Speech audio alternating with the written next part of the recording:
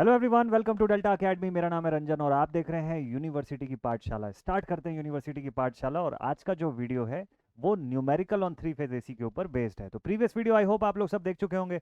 चलिए चलते हैं तुरंत के तुरंत न्यूमेरिकल वाले पार्ट पर।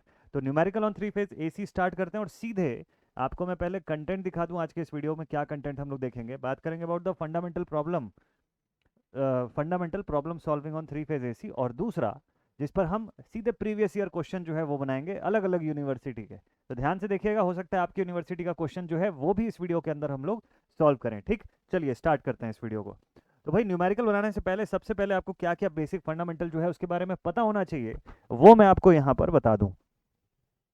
तो न्यूमेरिकल बनाने से पहले देखिए, अभी तक थ्री फेज एसी में आप लोगों ने पावर का एक्सप्रेशन पढ़ा हुआ है। उसके बाद जो लाइन क्वांटिटी और फेस क्वांटिटी के फॉर्म में three phase star connected system और बैलेंस्ड डेल्टा कनेक्टेड सिस्टम के बारे में भी आपने पढ़ा हुआ है। ठीक, तो एक फुल ऑन समरी जो है न्यूमेरिकल बनाने से पहले आपको मैं बता दूं, जो पूरा कुछ आपके पास बढ़िया से इंफॉर्मेशन होना चाहिए।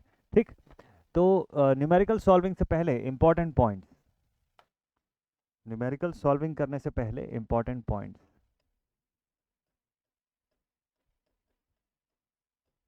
Important points. ठीक है, कौन कौन से इंपॉर्टेंट पॉइंट्स आपको ध्यान में रखने हैं। देखिए भाई, सबसे फर्स्ट थिंग हम लोग शुरुआत करते हैं इस चैप्टर के बिगिनिंग से। तो देखिए ईएमएफ का एक्सप्रेशन हमारे पास आता है, E one is equals to E M sine omega T. E two is equals to, three phase AC पर ईएमएफ का एक्सप्रेशन कैसे बनता है, EMF sine E M sine omega T minus two pi by three. And तीसरे वाले phase का जो instantaneous EMF आप बताएंगे, this is given as E M sine omega T minus four pi by three. ठीक है, ये थ्री फेज एसी का ईएमएफ का एक्सप्रेशन हो गया इंस्टेंटेनियस वैल्यू फॉर्म में, तीनों फेज का, फेज आर, वाई और फेज बी। ठीक, अब इसके बाद नेक्स्ट पॉइंट पर अगर आए हम लोग, तो अगले पॉइंट पर हम लोगों ने देखा कि भाई स्टार और डेल्टा दो टाइप के कनेक्शंस होते हैं यहाँ पर। और जब हम लोग स्टार कनेक्टेड, एक तो फेज सीक्वेंस की बात की, हम लोग फेज सीक्वेंस पढ़े, टाइप्स ऑफ सिस्टम्स देखे कि भाई सिमेट्रिकल अनसिमेट्रिकल कितने टाइप के सिस्टम होते हैं। अब जब हम लोग आ गए स्टार कनेक्टेड सिस्टम पे, तो यहाँ से दो रिलेशन निकल के आया। स्टार कनेक्शन में क्या रिलेशन मिला हमको, स्टार कनेक्शन के केस में हमने देखा कि लाइन वोल्टेज जो होता है वो root three times of phase voltage होता है, जबकि लाइन करंट जो होता है वो सीधे सीधे फेज करंट के बराबर होता है। कॉमन दोनों रिलेशंस है, ये दोनों समझ आ गए, बहुत ही बढ़िया। ऐसे ही आपने डेल्टा कनेक्शन के लिए भी पढ़ा, डेल्टा कनेक्शन के लिए भी आपने ऐसा ही पढ़ा। ठीक है, थ्री फेज बैलेंस्ड डेल्टा, ठीक है, to be specific three phase balanced delta की मैं बात कर रहा हूँ यहाँ पे। तो स्टार कनेक्टेड सिस्टम और बैलेंस डेल्टा कनेक्टेड सिस्टम के लिए भी आपने ये चीज़ देखा कि आई एल जो होता है वो root three times of phase current होता है, जबकि वी एल जो होता है वो सीधे सीधे वी पी एच के बराबर होता है। ठीक है, यहाँ से तो दोनों रिलेशन क्लियर दिख रहे हैं। इसके बाद हम लोग आ गए थ्री फेज के पावर के ऊपर कि भाई थ्री फेज पावर जो है उसका एक्सप्रेशन किस तरीके से होता है। बाय डिफॉल्ट मैंने आपको बताया कि भाई ये जो दोनों डेटा मैं लिख रहा हूँ, फेज का वोल्टेज या फेज का करंट या लाइन का वोल्टेज लाइन का करंट, ये सब कुछ अभी भी अपने आरएमएस फॉर्म पर ही एक्सप्रेस्ड है। ठीक है, तो जब इसके बाद हम लोग पावर के एक्सप्रेशन पर आ गए, expression for three phase power, three phase power के एक्सप्रेशन पे जब हम लोग आ गए, तो इसका एक्सप्रेशन हम लोगों ने देखा in terms of phase, in terms of phase quantity.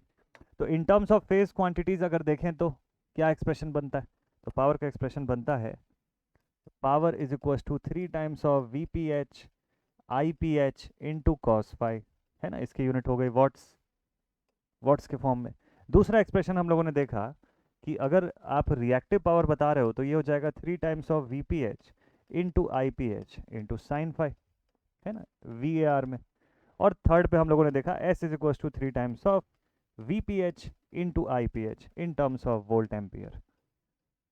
ठीक है, ये पूरी यूनिट्स हो गई power in the terms of phase के फॉर्म में। अगर यही पावर हमको इन टर्म्स ऑफ लाइन देखना होता तो क्या एक्सप्रेशन था, तो power in terms of line quantities, in terms of line quantities क्या एक्सप्रेशन बनेगा यहाँ पर, तो आप लिखेंगे P is equal to root three times of V L I L cos phi. Similarly reactive power Q कितना हो जाएगा, root three times of V L I L sine phi. और एपरेंट पावर क्या हो जाएगा फिर, एपरेंट पावर जो है S is equals to √3 times of line voltage into line current. Unit भी सबकी लिख लेते हैं। यूनिट क्या क्या है, वॉट्स। यूनिट में कोई चेंजेस नहीं है, ठीक है। वोल्ट एम्पियर रिएक्टिव यहाँ पर, और वोल्ट एम्पियर्स इस जगह पर, ठीक। तो ये आपका पावर का एक्सप्रेशन हो गया इन terms of, expressed in the terms of line quantity. Power in the terms of face, power in terms of line. ये पूरा फॉर्मूला, ये बेसिक्स हैं जो मैं आपको रिवाइज करवा रहा हूँ। इस चैप्टर के अंदर हम लोगों ने जो जो पढ़ा हुआ है वो सारा कुछ आपको यहाँ पर दिख जाएगा इसी से। तो अब कुछ बेसिक डिटेल्स जो आपको पता होना चाहिए यहाँ पे देखिए। सबसे पहला बेसिक डिटेल, इंपॉर्टेंट पॉइंट्स लिखवा देता हूँ मैं आपको। न्यूमेरिकल बनाने से पहले इतना कुछ आपको जानना चाहिए, ठीक है। क्या क्या इंपॉर्टेंट पॉइंट्स है, कोई भी वोल्टेज, करंट, पावर क्वेश्चन में दिया हो या पूछा हो, हमेशा it will be in the terms of line quantity. Any type of current, voltage और पावर गिवन और asked in question will be by default in terms of line quantity unless specified। अगर लाइन छोड़ के किसी और form में होगा तो स्पेसिफाई करेगा, unless specified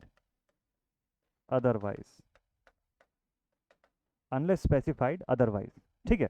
अगर लाइन के अलावा फेज के फॉर्म में होगा ना तो क्वेश्चन में बताएगा कि आपको पर फेज वोल्टेज दिया है या फेज के फॉर्म में करंट या पावर दिया है या पूछा है, ठीक है। ये बात ध्यान रखिएगा। दूसरी चीज कि इम्पिडेंस हमेशा, इम्पिडेंस जो होते हैं ये हमेशा फेज के फॉर्म में एक्सप्रेस्ड होंगे और उसको आप कन्वर्ट भी नहीं कर सकते लाइन के फॉर्म में। तो इम्पिडेंसेस का एक्सप्रेशन जब भी आएगा, आपको कोई रिएक्टेंस दिया है, कोई लोड दिया है, हमेशा के हमेशा वो फेज के ही फॉर्म में रहेगा, ये बात ध्यान रखिएगा। और दूसरी इंपॉर्टेंट थिंग कि उसको कन्वर्ट भी नहीं कर सकते हैं लाइन में। तो आपको इन क्वांटिटीज को जिनको कन्वर्ट करने का की फैसिलिटी अवेलेबल है, जैसे वोल्टेज, करंट, स्टार डेल्टा में आप देखते हैं कि इसको कैसे लाइन के फॉर्म में लाते हैं, उनको कन्वर्ट करेंगे इंपिडेंस के आधार पर, ठीक। ये बहुत इंपॉर्टेंट पॉइंट है, इसको समझना जरूरी है। impedance will always be in terms of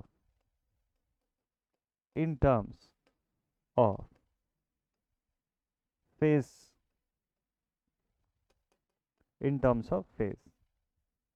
ठीक है। फेज फॉर्म में इंपेडेंस आपका एक्सप्रेस रहेगा, ठीक है। इसके आगे की जो डिटेल्स है, बेसिक्स है कि भाई ये आपका वोल्टेज, करंट, पावर सब आरएमएस फॉर्म में भी रहेगा, तो वो तो रहेगा, वो तो हम सब जानते हैं, सिंगल फेज एसी से पढ़ते आ रहे हैं हम लोग, तो उसमें मुझे लगता है कि आपको कोई डाउट नहीं होगा, ठीक है। वैसे इंपिडेंसेस फेज के फॉर्म में रहेगा, बिल्कुल सही है। इंपिडेंस में आर प्लस जे एक्सएल हो सकता है, आर माइनस जे एक्सएल हो सकता है, एक्सएल एक्सी दोनों अवेलेबल हो सकते हैं। ये सारा बेसिक जो पार्ट है वो आपको पता है, वो आप जानते हैं, एज इट इज रहेगा। फ्रीक्वेंसी नहीं गिवन है क्वेश्चन में तो 50 हर्ट्ज लेना है।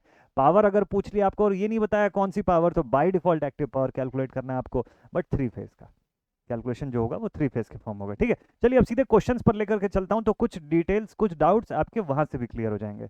ओके चलिए यूनिवर्सिटी क्वेश्चन देखते हैं एग्जाम के आपके। पहला पेपर जो है वो कौन से एग्जामिनेशन का दिख रहा है, फर्स्ट पेपर जो है AKTU का 2020-21 का पेपर है मेरे सामने, और देखते हैं इसमें 3 फेज का क्वेश्चन कहाँ कहाँ पर दिख रहा है भाई। Okay, form factor, peak factor सब तो सिंगल फेज के हो गए। True power, reactive power, apparent power बता दोगे आप। ओके ठीक है, सिंगल फेज इंडक्शन मोटर, अच्छा। Derive expression for average and RMS ये बता दोगे आप। यहाँ पर एक सवाल दिख रहा है ई, क्वेश्चन पॉइंट ई जो है लिखा हुआ है, a balance star connected load of इतना ओम्स पर phase connected to a balance 3 phase 400 volt supply, find the line current, power factor, power and, last वाला पॉइंट मुझे ढंग से दिख नहीं रहा है कि क्या चीज़ है। अच्छा, and it's V volt ampere है ना, and total volt amperes. Okay okay okay, अभी ठीक है। चलिए इसको मैं क्वेश्चन को लेकर के चलता हूँ, इस क्वेश्चन को बनवाता हूँ आपसे, ठीक है। ध्यान से देखिएगा, इस क्वेश्चन का सलूशन जो है, ये सवाल 10 नंबर का क्वेश्चन है AKTU का पेपर का, 2020-21 के पेपर का 10 मार्क्स का क्वेश्चन आप बनाने जा रहे हैं। मेथड देखिएगा कैसे अटेम्प्ट करना है आपको इस टाइप के क्वेश्चन को, ठीक है। चलिए भाई, तो इस पेज पर लाते हैं सवाल।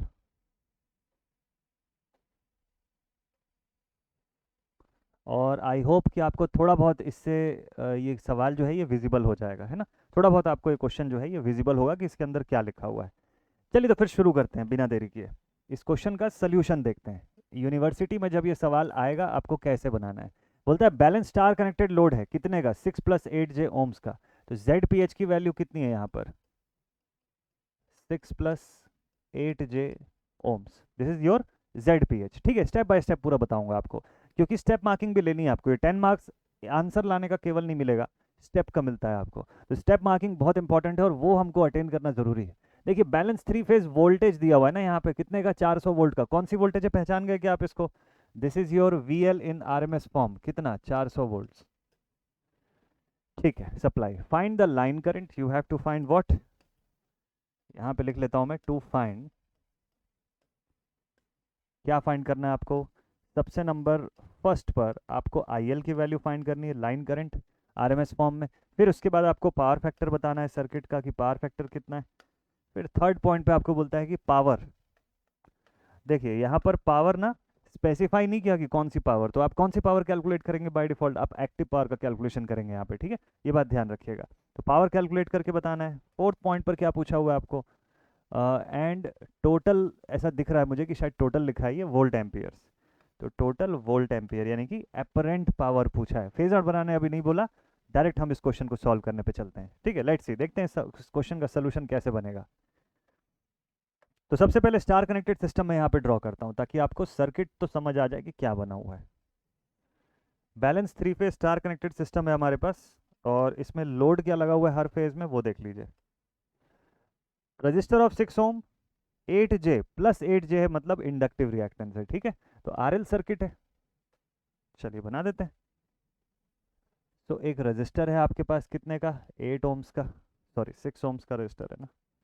रजिस्टर इज ऑफ 6 ओम्स, और एक इंडक्टर लगा हुआ है J8 ओम्स का। ठीक है, हर जगह वही चीज़ है। बैलेंस सर्किट है, इसलिए बार बार लिखना कोई ऐसा कंपलसरी नहीं है, आप एक ही जगह पे भी लिखेंगे तो भी बात बन जाएगी। ठीक है, ये आपके पास सर्किट है। अब इस सर्किट पर से देखते हैं कि इसको कैसे आपको आगे प्रोसीड करवाना है।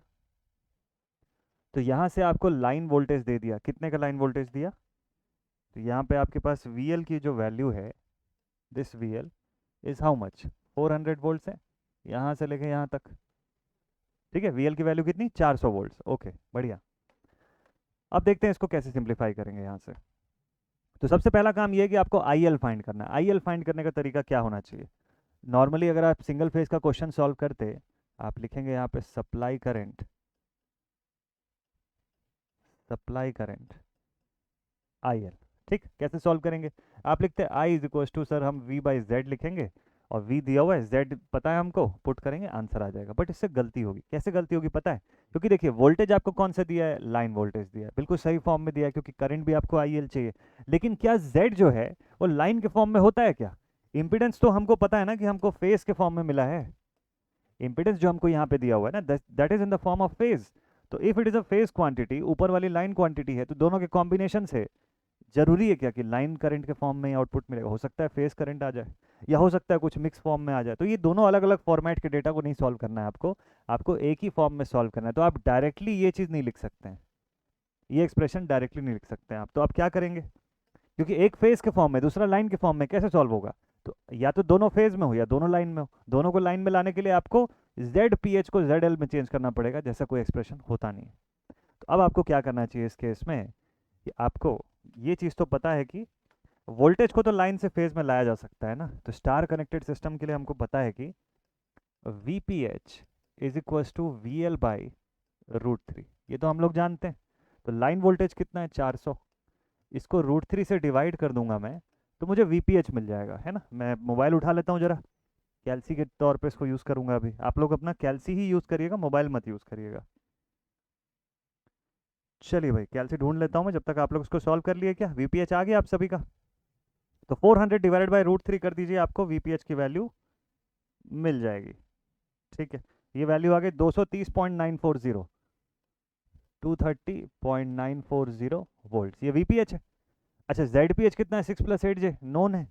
चलिए उससे करंट निकालते हैं। करंट कौन सी आएगी, इससे IPH आएगी। कैसे निकलेगी, current IPH is equals to 230.940 divided by 6 + 8j। Calculator को कॉम्प्लेक्स मोड पर आप सेट कर दीजिए, कॉम्प्लेक्स के ऑपरेशन पर आप आ जाइए और इसको सीधे सॉल्व कर लीजिए। 230.940 न्यूमेरिकल जरूर से बनाइएगा मेरे साथ साथ, क्योंकि न्यूमेरिकल जब बनाएंगे तभी पेपर में ये सब क्वेश्चन बना पाएंगे आप। देखिए आपके पेपर का ही क्वेश्चन है, सीधे इसी तरीके के क्वेश्चन पूछेगा। 3 फेज में ना 2 ही चीज़ पूछता है आपसे नॉर्मली। पहला, लाइन करंट, लाइन क्वांटिटी और फेस क्वांटिटी का डेरिवेशन फॉर स्टार और डेल्टा, दोनों में से किसी एक का पूछ लेगा, एक डेरिवेशन।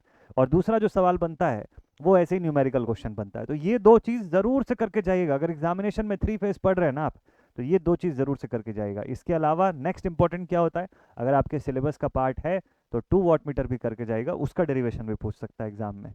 चलिए फिलहाल कैलकुलेटर को कॉम्प्लेक्स मोड में सेट कर दिए और 6 + 8j को यहाँ पुट किए। डेटा मेरा रेक्टेंगुलर फॉर्म में आ गया, मैंने इसको कन्वर्ट कर लिया इन पोलार फॉर्म, और पोलार फॉर्म में ये डेटा मुझे कितना मिल रहा है। So I have got IPH is equal to, कितना मिला IPH, 23.094 at an angle of -53.13 degree amperes. ये फेस करंट है। और स्टार के कंडीशन में हमको पता है कि फेस करंट और लाइन करंट एक ही होता है, तो अल्टीमेटली लाइन करंट तो आ गया ना इससे। अल्टीमेटली आप ये बोल सकते हो कि ठीक है सर, लाइन करंट की वैल्यू तो मिल गई अब हमको। तो since IPH is equal to IL, therefore the value of IL is also 23.094 at an angle -53.13 degree ampere. पहला पार्ट सॉल्व क्वेश्चन का, ये आपके सवाल का फर्स्ट पार्ट आपने सॉल्व कर लिया, जहां पे आपको करंट पूछा था सवाल में, ठीक है, कि सप्लाई करंट IL की वैल्यू बताओ कितनी है, बता दिया आपने। चलिए क्वेश्चन के नेक्स्ट पार्ट पर आते हैं, क्वेश्चन का सेकंड पार्ट। ठीक, तो क्वेश्चन के सेकंड पार्ट में आपको पूछता है कि बताओ सर्किट में पावर फैक्टर कितना है। Power factor, okay. Power factor निकालने का तरीका वही जो आप सिंगल फेज में भी यूज कर चुके हैं।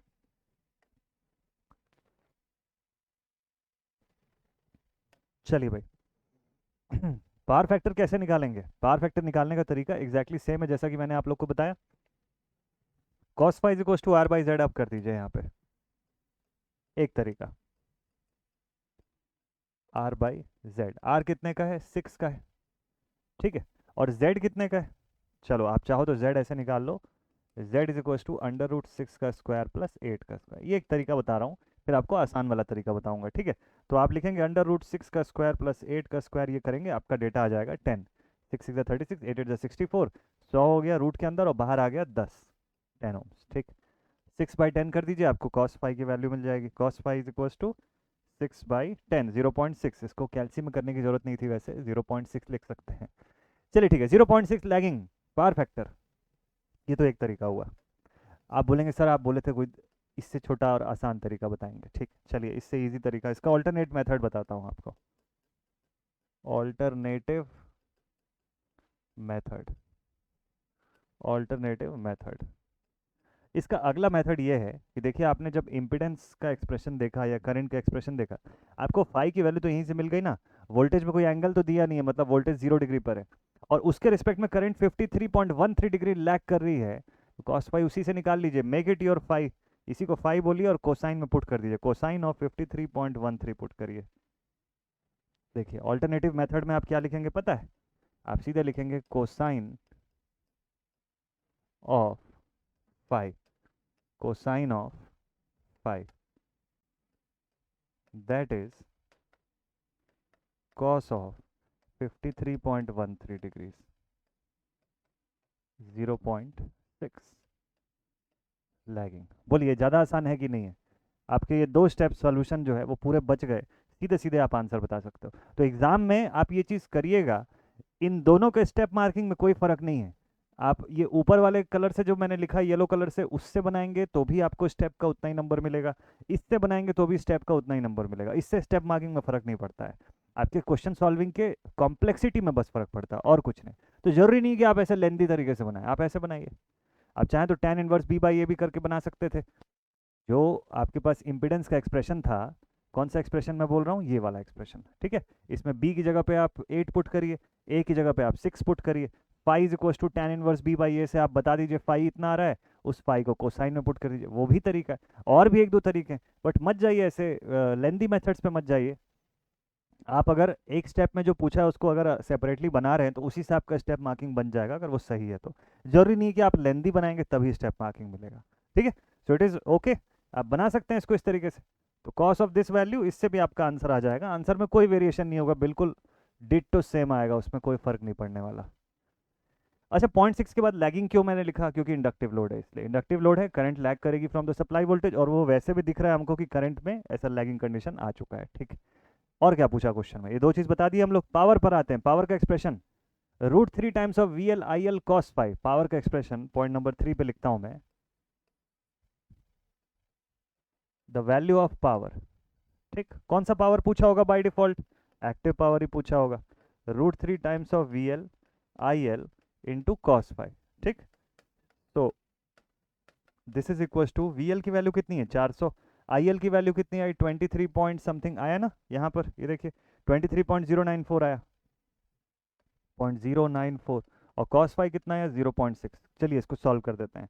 हमेशा ध्यान रखिएगा पावर जब जब निकालेंगे लाइन के फॉर्म में, पावर करंट वोल्टेज सब लाइन के फॉर्म में, ठीक है। This is into 400 multiplied with 23.094 into 0.6, ये डेटा आ गया 9599। Power is equal to 9599.995 watts, ठीक है, 0.995 वॉट्स, ठीक है। 9.5 किलो वॉट बोल सकते हो आप इसको, 9.5 किलो वॉट में भी चेंज कर सकते हो, ठीक है। पावर का एक्सप्रेशन भी कंप्लीटेड। फोर्थ नंबर पे आपको आखिरी चीज पूछा है, उसको बना लीजिए। फोर्थ नंबर पे आपको बोला टोटल VA रीडिंग ऑफ, या total VA rating of the entire operation, ठीक है। इसका टोटल VA कितना है, VA मतलब क्या पूछ रहा है आपको, एपरेंट पावर पूछ रहा है। फॉर्मूला क्या बनेगा इसका, S is equal to √3 times VL into IL।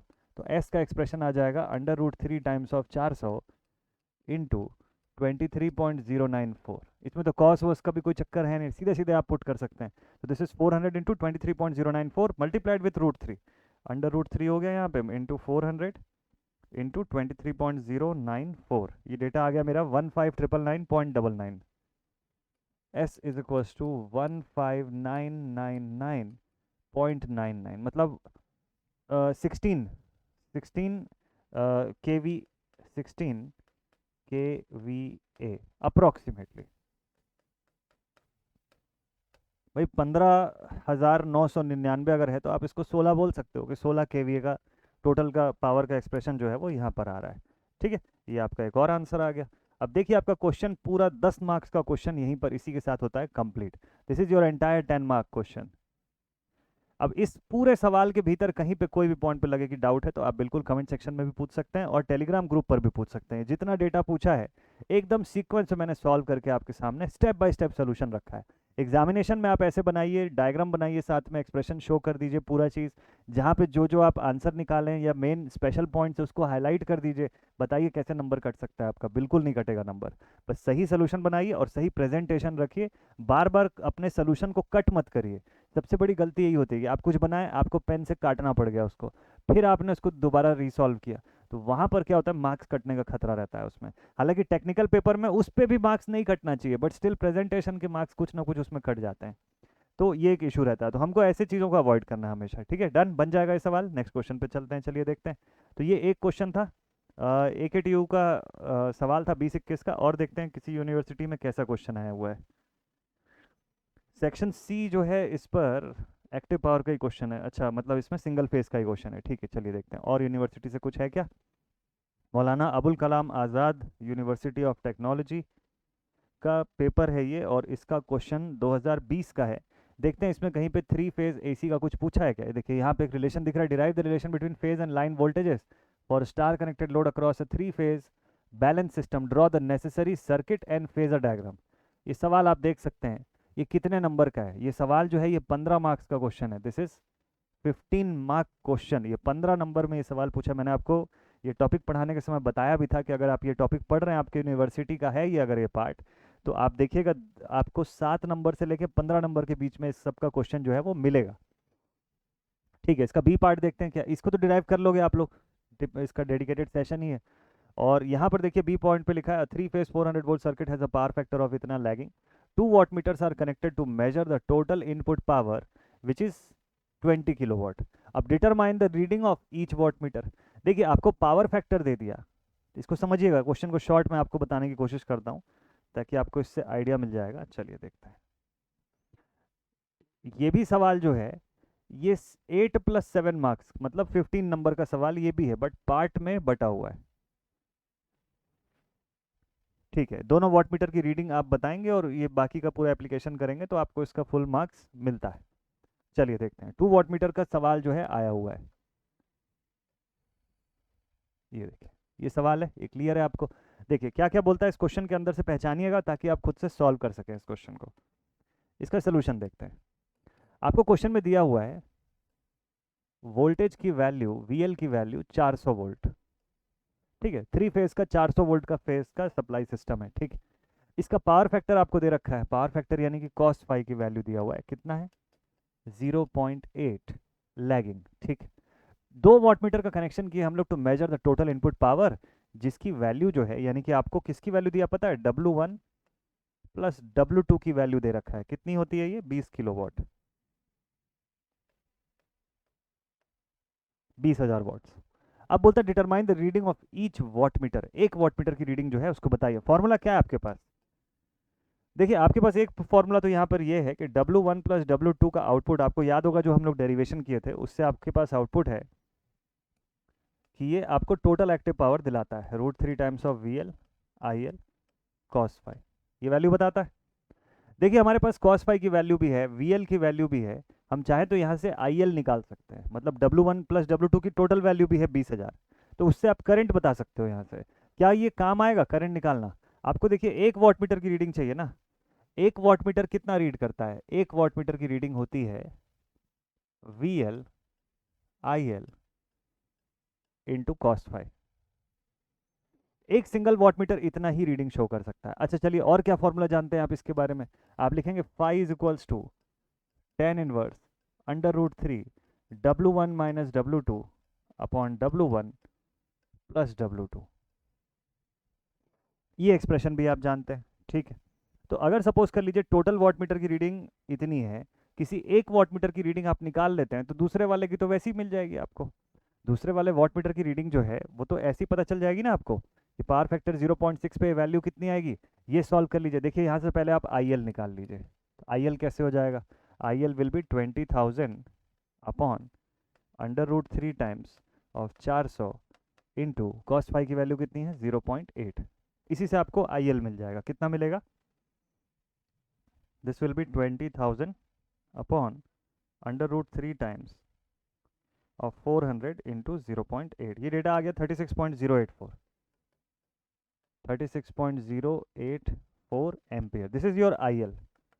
ठीक है, 36.084 एम्पियर, ये आपको इसने लाइन करंट बता दिया। अब लाइन करंट अगर आपके पास आ गया, अगर ये सिस्टम को मैं एक बार के लिए बैलेंस फेज सिस्टम कंसिडर कर लेता हूँ, तो मेरी लाइन करंट तो सब जगह पे सेम ही रहेगी ना, IL1 IL2 IL3 यानी कि ILR, line current of Y phase, line current of B, ये तीनों लाइनों की तो सेम ही रहेगी, तो मतलब IL मेरा सेम है। अच्छा VL भी मुझे फेज टू फेज वोल्टेज या line to line voltage, sorry phase नहीं, लाइन टू लाइन वोल्टेज जो है वो सेम ही मिलने वाला है, तो VL भी आ गया मेरे पास।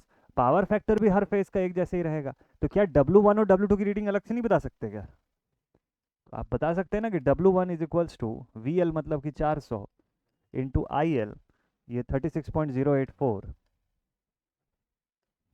दिस इज 36.084 इंटू cos पाई मतलब 0.8, इससे W1 मिल जाएगा, and same thing for W2, W2 भी ऐसा नहीं मिल जाएगा क्या? देखिए क्या वैल्यू आप लिखेंगे, 400 इंटू 36.084 इंटू 0.8, ये वैल्यू आ जाएगी 11546, 11546.88। सेकंड वाले पर भी यही होगा, वॉट मीटर W2 की रीडिंग जो है ये भी इतनी आएगी 11546.88। सपोज कर लो वॉट्स में आप ये दोनों की रीडिंग निकाल लेते हो, क्या ये तरीका सही है कि ये गलत है? ये जो दो आंसर्स है, क्या ये दोनों आंसर सही है कि गलत है? ये सोच के बताइएगा। देखिए टोटल रीडिंग आपको कितने का दिया पता है? 20,000 का दिया। आपने एक सेक्शन का कैलकुलेट किया हुआ है, कितने का कैलकुलेट किया है? 11,546.88। तो रिमेनिंग का कितना आना चाहिए? दूसरे का जो पावर रेटिंग है वो कितना आना चाहिए? ध्यान दीजिएगा, सेकंड वाले की पावर रेटिंग फिर W2 की वैल्यू आनी चाहिए, देखिए 8453.12 .12 इस फॉर्म में पावर रेटिंग आनी चाहिए। तो ये कैलकुलेशन आपको ध्यान से करना है, क्योंकि आप डायरेक्टली दोनों को सेम फॉर्म में वैल्यू पुट कर दिए तो ऐसा तब होता है जब W1 equal to W2, power factor उस कंडीशन में अलग रहता है, पावर फैक्टर इतना नहीं आता है। जब पावर फैक्टर यूनिटी रहेगा ना, at unity power factor W1 becomes equal to W2। इस डेटा को याद रखिएगा by 2 watt meter method, by 2 watt meter method. ठीक, ये डेटा अगर नहीं याद रखेंगे तो ऐसे सॉल्व कर देंगे और यहाँ पर आपका आंसर जो है वो गलत आ जाएगा, यहाँ पर हो जाएगा मिस्टेक। ठीक, तो दो तीन बातों को हमको इसीलिए ध्यान रखना है। 2 वाट मीटर मेथड को जब थोड़ा डिटेल में पढ़ेंगे, आप डिटेल में ही वैसे डिराइव किए हुए हैं, बस उसके आखिरी स्टेप में एक चीज़ ध्यान दीजिएगा कि अगर W1 बराबर W2 है, उस कंडीशन में पावर यूनिटी हो जाती है, power factor, sorry, power factor becomes unity. तो यूनिटी पावर फैक्टर यहाँ नहीं है ना, यहाँ पे 0.8 है, मतलब दोनों की रीडिंग बराबर नहीं है।